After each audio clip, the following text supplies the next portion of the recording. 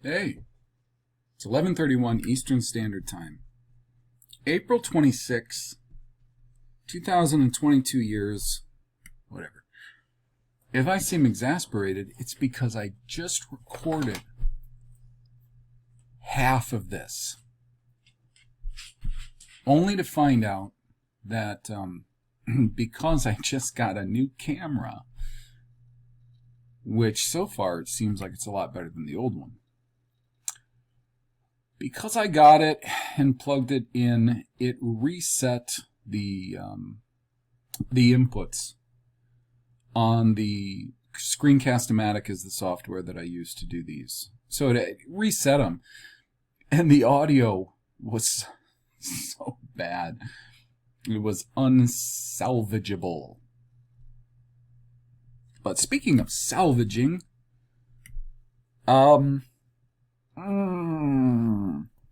this is a topic that the only other topics that are going around right now, I shouldn't say that. A lot of things bug me. These are some big ones. Because, to me, they're so obviously controlled opposition topics. They're so obviously red herrings. What's a red herring? It's a figure of speech, and it refers to something that's meant to draw you off the scent of the thing that you're actually hunting for. The thing of more value. You could use, because it's a stinky fish, okay? It could be used to draw scent dogs in the wrong direction. A red herring. They're red herrings. Tartaria. Why is it a red herring? I went over this, I think, in the 2 briefs I did on Tartaria, which I probably will in many other videos to come. The reset. And mudflood. I don't call them red herrings because they are topics that have no merit. I call them red herrings because they are topics or phenomenon or events or factors or whatever you want to call them that have a certain amount of body to them. And it's that bit of truth to these things that allow for bad actors to use them as a red herring to draw you off of the scent, sorry for the bang, of what you should indeed be looking for. Now, what do I say you should be looking for? Well, I actually told you in a 2-hour and 45-minute video that I entitled Bringing It All Together. I laid out a number of things that, based on Bible chronology and biblical language and what we can view and experience in our own world today, the way that I believe all the evidence, the direction that all evidence, I believe, is pointing in, and where we should focus our attention. If you didn't get where I was going on your first watch, watch it again. If the language section was long and difficult because you don't really understand language very well, or how it was relating, or the illustrations I was making using the Septuagint and comparing the phenomena in the Septuagint to the Masoretic text. How they can change language, and if they can change language, they can change terminologies and ideas. But if that section's a little bit difficult, go on to the next section. Start there. There's nothing that I have found yet in looking at biblical chronology and biblical prophecy that leads me to believe that there was ever any worldwide phenomenon that anyone could slap the name mud flood atop of. Do mud floods happen? I'm sure they do. Did a mud flood happen over the entire world at one or more points in time? I see no evidence of that. Indeed, what typically we're going to see is people presenting what they claim as evidence of mud flood. And of course, they're not going to tell you, okay, here's some buried buildings that could be buried for one of a number of different reasons. And we need to look at all of the factors. We need to look at the locations where these things are said to have happened. We need to look at these foundations in every different case and consider, are these portions of a building that seem like they could have a very good reason for being this far beneath the surface of the earth? Are there erosion factors? Are there possible flash flood factors where a lot of sediment can be moved at once? What are all the various factors that could factor into why we see certain things in certain places? They don't. They almost never do. And the problem is this. The overwhelming majority of purported evidence that I've seen has been a couple of things. One, very rarely will you get physical addresses of places. Now, sometimes you will, because they'll use relatively famous buildings, and you can find out where those buildings are at pretty easily. But there are uncountable examples where they'll literally just show you tight shots of buildings. You don't know exactly where they are. They might say in a city. They'll give you a city or a country, but they're not giving you the physical exact street address where you can go and start doing some investigating, because you have to look around. You've got to look at the environment that these buildings are in to start judging why certain things might be as they are. And I would offer to you that in most cases there are pretty understandable and varied reasons why you might see certain phenomena. And oftentimes, and this is the part that really bugs me, oftentimes there are far more reasonable, I just used reasonable, reasons for why we see what we see. I'm going to just use in this video, I'm just going to use a video that was just published, a few days ago? Yeah. By Conspiracy R Us. A pseudonym. We don't know who he is. Unless somebody out there knows who he is. We don't know who he is. You know who I am. Anybody can find out all kinds of stuff about me. But we can't find out much about him, not that I'm aware of. And the greater majority of people offering these theories and pushing them as fact, leading you down a predetermined path with a stinky fish in hand.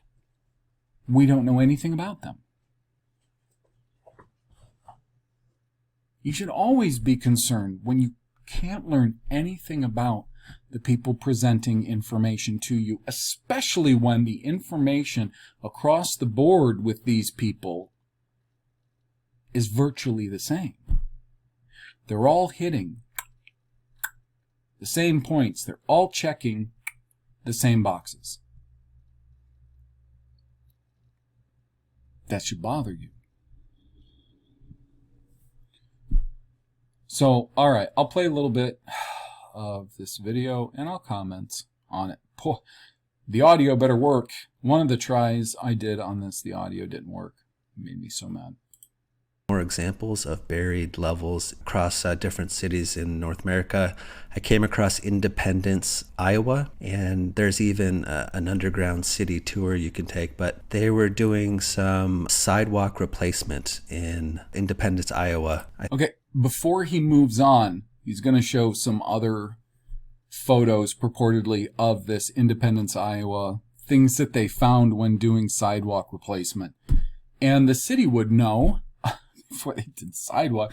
What, like it's a big surprise? Oh my God, the city didn't realize there was all this space down there with all that PVC pipe that you see in this this upper right-hand picture here. You see all that? Because somebody's running all of this plumbing down here because they know.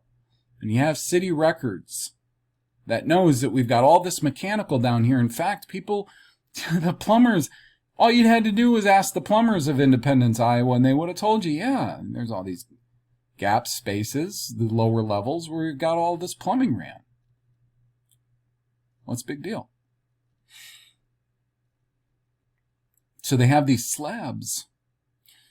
They've got these concrete slabs that they've been using for these exaggerated sidewalks. And I only say that because sometimes, depending on the different towns that you look at, the sidewalks aren't as large as this. They're sometimes smaller, and that can factor into things. Sometimes the streets aren't as wide.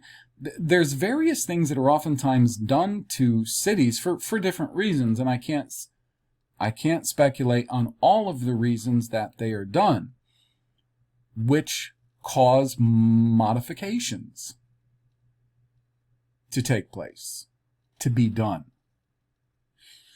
And one thing that you need to keep in mind, just these pictures that he's showing you, which is probably just two shots of the same, yeah, it is, because you see the broken panes here. The same little chunk of street, and this is the same storefront here and here. One thing that you should keep in mind just about these is the fact that just looking down in them, there was no mud flood here. These are lower levels.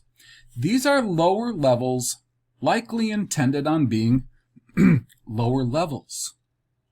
Because for one thing, you have a clear channel in here. You see this the footer, basically the footer that the sidewalk is sitting on, this far side right here. That is quite possibly where the old sidewalk was. And these are just wells. They were already there. Anybody who lives around a city, spent a long time in a city, a lot of cities with older sections where they're not cramped together and still have older buildings, you're going to see this all the time. You're going to see these buildings, these older buildings, that you're going to walk by them on the sidewalk, and there's going to be a railing, some concrete or stone partition, and you're going to see there's a lower level, and there will be stairs usually at some point in the side here that's going to lead you down to the lower level, and the doors that were designed from the start into these lower levels, and the full-size windows designed from the start into these lower levels, because full-size windows, for one thing, give you more light than small windows do. If you're already going to have a full-size door, you might as well have full-size windows in here. And the other reason why full-size windows make tons of sense in lower floors, besides being able to aerate, which you always want to be able to aerate lower floors as much as you possibly can, they also allow for more ready egress.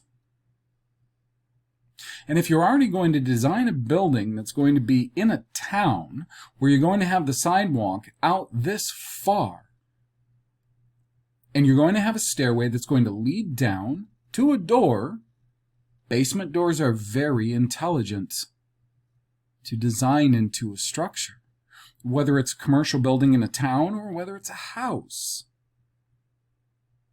Basement doors are smart. Full-size, below-level doors are very useful. So just this picture, I can't even believe it's being used like, oh my God, they found this. All of these below-grade parts of buildings. What a shock. What an amazing shock.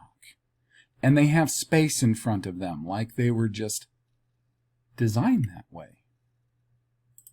I think it's 2012, I believe, 11 or 12, and they came across a buried level below the current grade. And here's just a zoomed in photo of that previous image. And you can see that you have these buried windows, buried doors. And according to the narrative, the streets were raised about 6. They're not buried. They're not buried. There's no dirt around them. They're not buried. They're below grade. Buried implies that there's fill all around them, up to the walls. They're not buried. They're below grade. And he gives us a quote. There's no source for that quote. And I'm going to tell you something about the sometimes quoted sources that some of these people use. And I'm not saying conspiracy are us, but I really don't care, because if he's going to keep masquerading as just a pseudonym, screw him. Because this is important. It's a matter of truth, so I don't give a shit if I hurt feelings. And I don't care if I walk all over anyone's pet belief. If it's not true, I don't care. Oftentimes, think about this. And think about how widespread it is now. These big, like the big three, in what's supposed to be alternative research. The big three, Tartaria, Reset, Mudflood. And think about how many people are producing materials of this sort. Then you have to understand that this is a rollout. It's not isolated. This is an operation. Okay? And if it's an operation, it's not an operation independent of newspapers and so-called news sites. And if they're pulling from stories from these sources that seem to back up their claims, that doesn't prove what they're claiming, as in widespread mud flooding or a reset, is true. If anything, what it likely proves is that there are really no sources of information left out there that are independent. And again, let's go back to the patterns. Are all of these sources out there checking the right boxes? Are they checking the right boxes? Do they have 70,000 views within 4 days of being on YouTube and they aren't being messed with? Do they have 60,000 subscribers on YouTube for years now and they're not being messed with? If that's the case, they aren't a threat. I put up a video a few days ago where my guest mentioned some opinions he had on virology, and it got taken down. Medical disinformation. These people aren't a threat to the establishment. So if they run random stories, even if they were printed in a local newspaper or magazine, that doesn't mean that those stories ran in the local newspaper or magazine are true. and they could actually be planted in order to boon this clear red herring narrative. That's not beyond question. That's absolutely logical. 6 feet in 1864, and we're generally told that the raising of the streets is to counteract frequent flooding. So, okay. Well, frequent flooding of what? Frequent flooding of the street? I mean, sure, we could see raising the street for frequent flooding, but if you raise street levels, you know, streets are designed in a way where they repel water. Okay? There would be, you see where this is cut off. This is cut off right at the floor level. You get where I'm going with that? Now, one thing is, it is true to point out stories that are pretty goofy, depending. If you were to raise streets, you need material.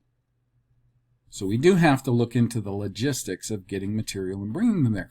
But there could be a lot of reasons for a street being raised, but that doesn't necessarily give us any indication of why we found a lower level that's still pretty well intact, actually. With a clear channel for sunlight, for walk space, for a tenant or a business. Because the thing is, a few hundred years ago, there were still tenants that had to live in lower levels.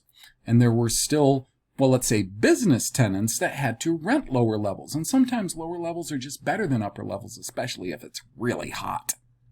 So, I mean, there's a lot of, basements have so many good functions. Yes, there are some negatives to full basements, and especially when you go down further and further, there's more and more negatives because of things like how compact is the soil? Is it real hard clay? Is it not so compact? Is it a little more loose and unstable? In that case, you probably can't even put a basement in or don't want to, and if you did, it would have to be really well, the walls would have to be reinforced really well.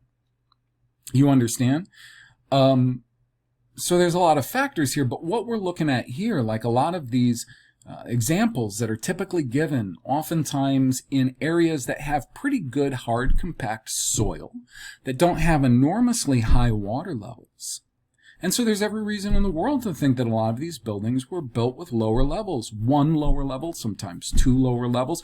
Think about this. Most of these videos aren't giving us they're not showing us good photos of the interiors. Sometimes when they do, I've seen some where they do, and I look at it and I go, oh my God, that's an obvious freaking basement.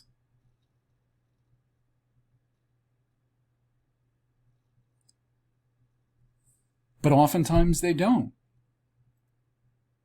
And if we could see the interior on a lot of these examples that people give us, we could find out, is there a sump pit? What does the floor look like? Does it look like a floor that was designed to be a basement floor? Is it concrete? Is it stone or brick? Is it earth?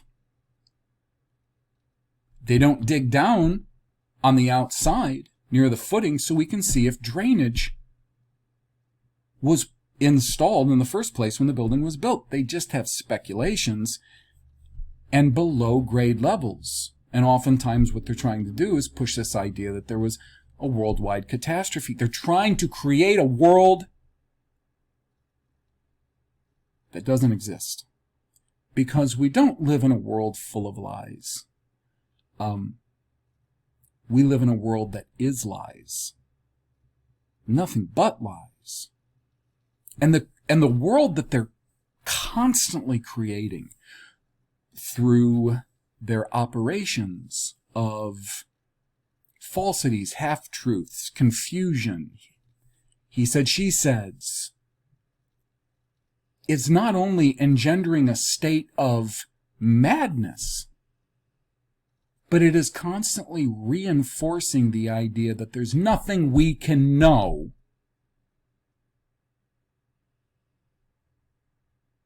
It's so sick. It's so absolutely sick. So I'll go through and get on to his next example here. This is another shot right here. Same building front. See this wall over here? It was intended to be there so that there was space for sunlight to enter and plenty of room for the tenants to come down a stairwell, which is probably behind whoever's taking the picture. But he's not showing you that. I'm going to skip right through this a little bit. See if I can get to the next one. So this is another shot from Independence. Okay, probably on the same street, who knows? Take a look. Again, here you have the front wall, and this is probably where the sidewalk/street was. You even have a partition right here, which probably was a partition wall, because you probably would have had another front with full-size windows to let in air, daylight, and quick, simple egress, which you probably didn't absolutely need the egress if you had this door right here, which you have. A very well-designed little door, probably steel framing right in here, because look at the thickness before you get down the front. Was there something originally? Was the ground floor wall originally here? Probably. These are more modern alterations, these storefronts here. But this proves nothing. This proves no mud flood whatsoever. All right. Let's see if I can get on to the next one.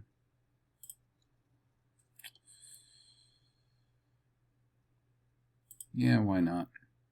You know what? I'll let him read through some of these too. And hopefully I don't have to deal with some kind of thing where, I mean, this is absolutely fair use, but YouTube's far kinder to some people who are doing that than others.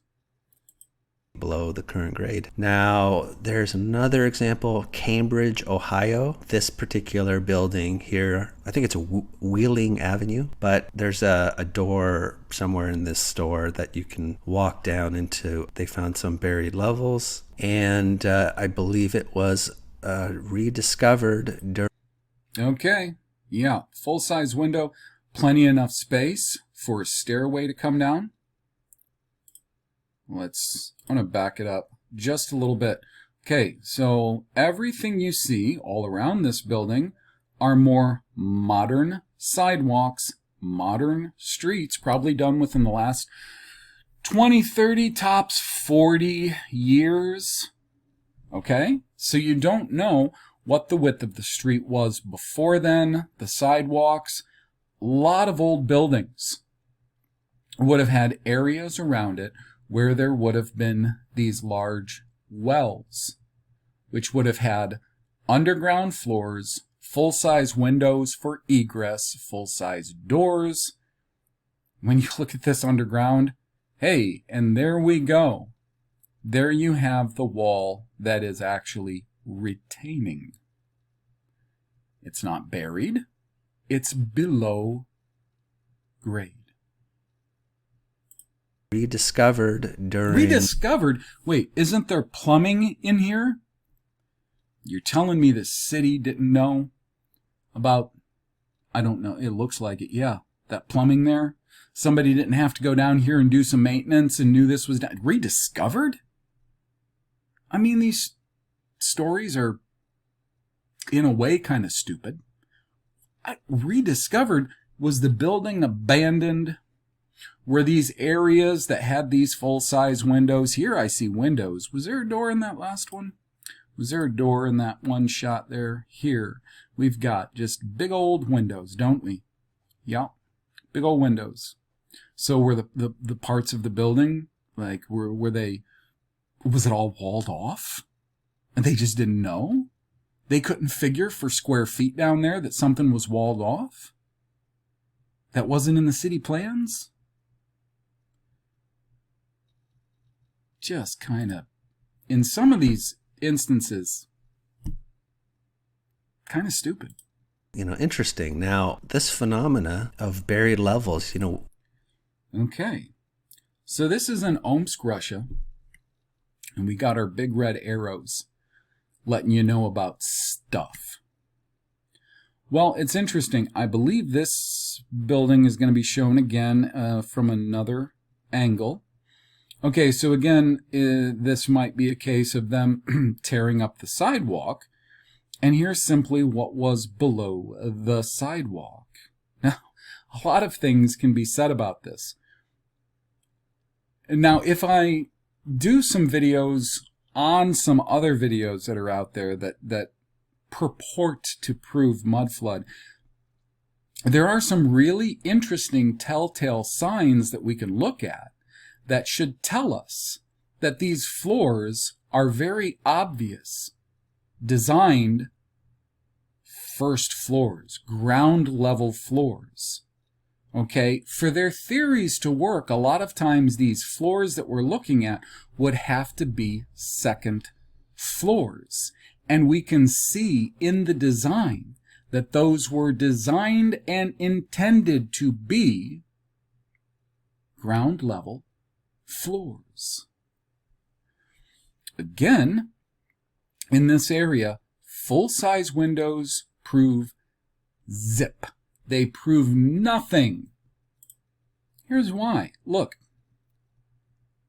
This is a number of random pictures of companies and designs on modern houses that were built within the last few years that have large windows for light, air, and egress. And then they have large wells around these that are actually shaped in a way where you can get out of your house, because most of these are residential, get out of the home and climb out of them. They're actually designed with climbing in mind. Large windows in below grade levels, they're just smart. People keep pointing out these full-size windows below ground when it's just smart. And the only thing that they might be proving at the end of the day is that whoever this kingdom, this invisible kingdom, because today we live under the boot of an invisible kingdom, all they're proving, if anything, is that this invisible kingdom actually cares far less about people's well-being and safety than the ones that existed before them.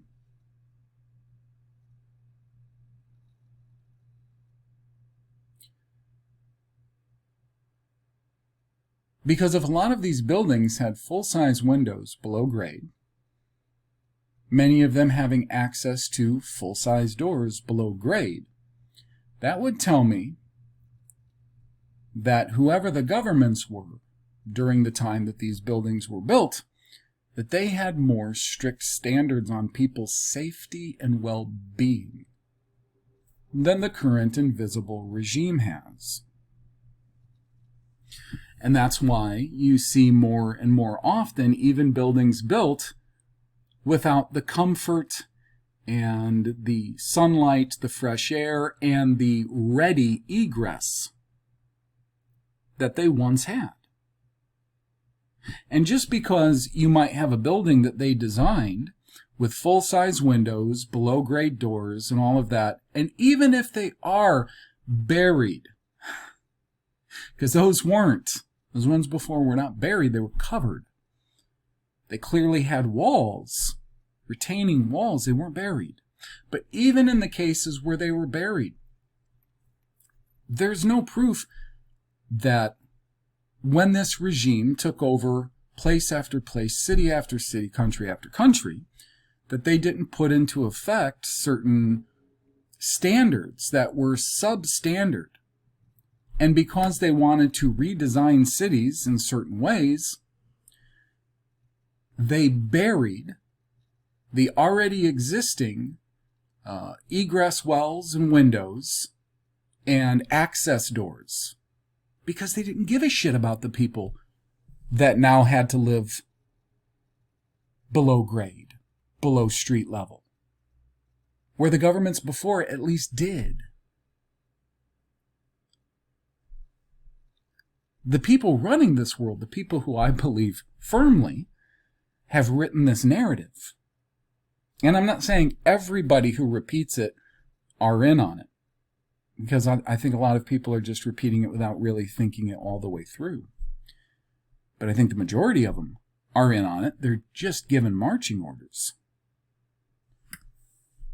This government, this invisible government, don't care at all about anyone but themselves.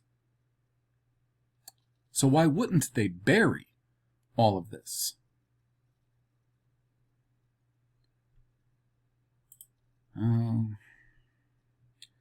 So that's the one in Omsk. Yeah, here it is. This is another view, like right from the front. Again, doesn't really prove a whole lot. Now, you say, well, how would this have worked before? I don't think that's all that difficult. You clearly have what seem to be some sort of sleeves or cut beams that are recessed back. Perhaps they were cut when they put in the modern sidewalk. I don't know. They would have supported some sort of platform. The platform could have either been a straight platform that came all the way out to the existing street, because I'm sure out here is again the retaining wall of the existing street that simply would have went right across there and allowed plenty of headroom for this lower door. And you might have just simply passed underneath it. Full-size window, full-size window.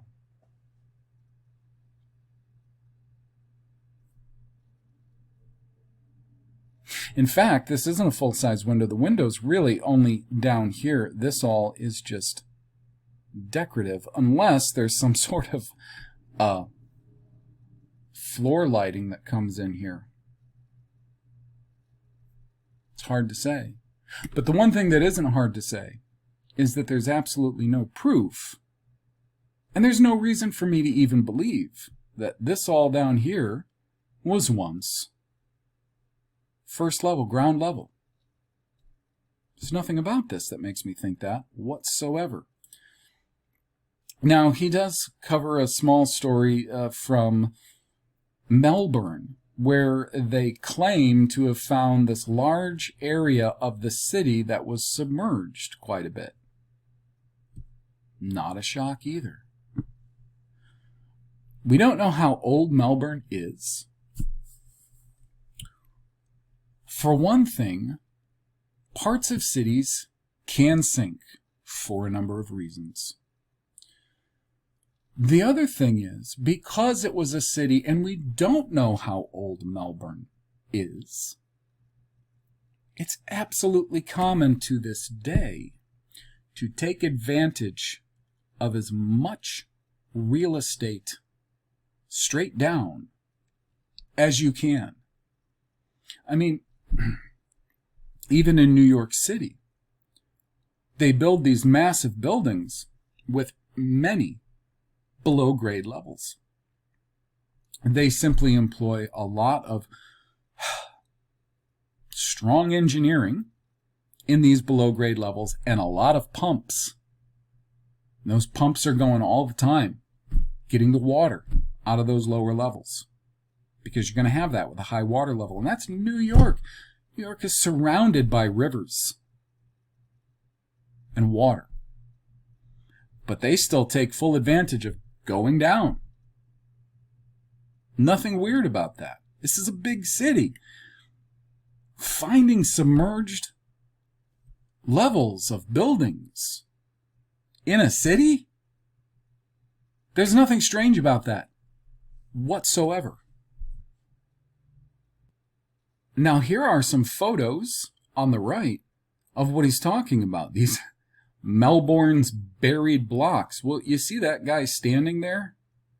And he's standing, he's got walls all around him. You see where the other buildings are, these newer buildings all around? That's not even that far below grade. What the hell is this guy even talking about? Are we talking about... And he said, and I didn't play the whole thing because I don't want to play like his whole video, but he said that they were finding these things that were meters below ground level. This isn't a meter or so. This right here, what we're looking at here, it's not even that far below grade. Where's the story? I am going to point out a couple of things about the sources that he uses, because he cites from the Royal Historical Society of Victoria. You think you're going to get the truth from them, but this is what he's citing. You don't think that they would plant information to keep this narrative burgeoning and to keep that red herring going, especially if they had so much to lose? If enough people started pursuing the correct and proper chronologies and actual histories and what really happened and who the players really were, you don't think that they would plant bullshit in their official site? And this is from a website of theirs. And again, I do want to point out something. He's saying that they're saying that they cited a law passed in 1853 because they can't change those records either. They're only the government. They only control it all. They can't plant misleading and false and fictitious documents. They only control them. They couldn't do that. But he said that they were requiring all of these people in this area to bury their homes because of the swampiness and flooding or whatever. I will cite this one thing. This house that we looked at, that clearly this, or building, whatever, we're clearly looking at something that does not have lower levels to it. Not anything we can see. We see nothing that would indicate lower levels. In fact, when we look down here, we see what appears to be the footer, okay, of the building here in this example right here. And these do not look like first level walls. These look absolutely like basement walls. Cobblestone, brick. What I'm looking at doesn't even match up with the story he's telling. Something I find interesting, and then I'm going to let it play so he can explain this next little section, which I find, again, weak at best, is, it's interesting. I wonder when they removed all the pumps that I guess they needed to, they would have had to pump all that out, right? If it was so swampy, they had to raise the level of everything. These would have been full, wouldn't they? They would have been absolutely full of dirt or sludge or muck. I guess they must have... Why would they put so much manpower and resources into digging these out? That's a lot of money. To dig something out that was what they said was 100 years old? Or when the law was passed was 100 years old? And they said it was passed that people had to bury their homes that were below a certain level? That's a lot of fill. That is a lot of fill. And he said that listen to this. They said that the city passed this ordinance that if people in these certain areas, they didn't bury their homes by a certain time, that the city would come and do it. Where the hell were they getting where were they expecting these private residents or building owners to get all the fill to do that? And the right fill. That doesn't even make any sense. This one, I love this. Mid-1800s in different countries, different parts of the world. And where this whole story takes a really interesting turn for me is with all of the artifacts they're finding at these various sites. And I think over the course of a few years, amongst these different sites, they've found so far over 100,000 artifacts. And on top of that, these artifacts, they find them beneath a layer of clay, which is interesting to me. But these artifacts, they're not just like broken bottles and ceramics. There are coins, things that have value, personal items, things that you would take with you if you were forced to leave your residence.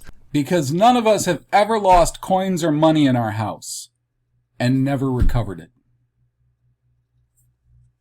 Below a layer of clay. Is anybody in my audience familiar with how much fakery goes on, for one thing, in numismology, the study of coins, or the recovery of coins and using them to prove certain mainstream historical narratives? Because if you're not, you need to look into it.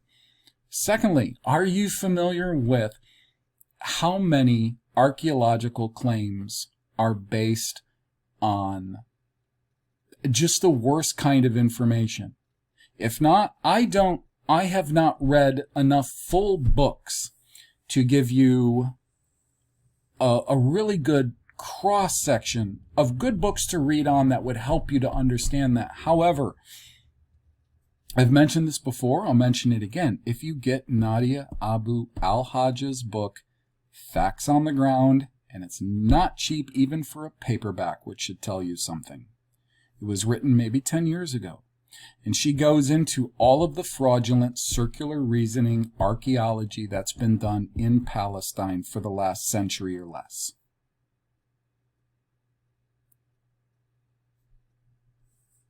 Because they found old coins, he says. What's special about any of this? The people who can... It's not typically, in any of these cases, when it comes to artifacts that they want to use to prove a narrative, when it comes to dinosaur bones, it's not the average person that finds these artifacts so valuable to proving a specific narrative. It's always people from a university-funded study, and they always find something that proves their narrative.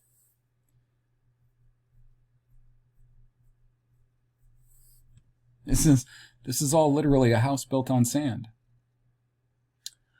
And here's the thing, I wasn't even going to make a video, but this just irritated me, and the whole subject irritates me, and there are so many videos. There are so many videos out there that I could point out the problems in their claims. It's just amazing how many there are in the problems with their claims. So at just under 50 minutes, I'll be able to wrap this one up under an hour, and I'm very glad for that. So I'll see you guys soon with another installment of Let's Consider Luke. Only got a couple to go, and these ones are really interesting. Take care.